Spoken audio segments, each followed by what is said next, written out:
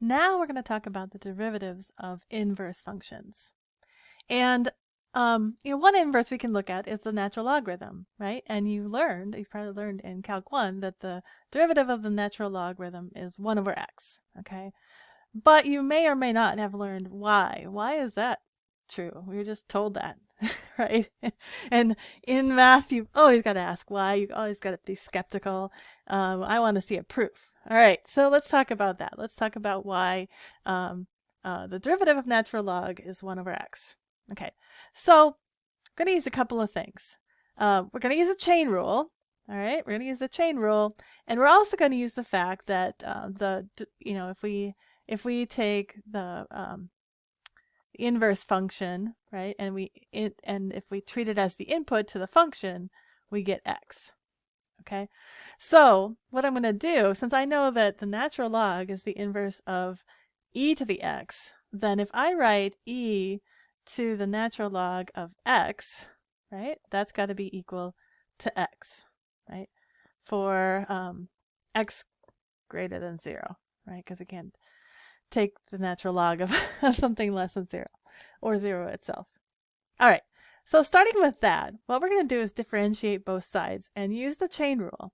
Okay, so this is a composite function, and if I take the derivative, I'll write it d dx of e to the natural log of x is equal to d dx of x.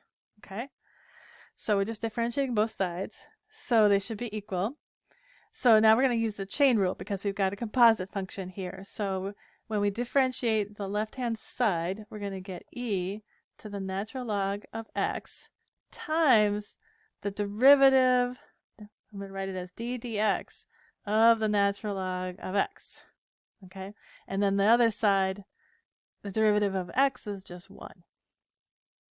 Now remember, okay, I don't know. I'm trying to prove what the derivative of natural log is. So I'm not going to substitute 1 over x here because I don't know that. I don't want to assume that. All right. So let me scroll down a little bit here. So now let's solve for the derivative. All right. So we got d dx of the natural log of x, and I'm just going to divide both sides by e to the natural log of x. So that becomes 1 over e to the natural log of x. Okay, but remember how we defined x.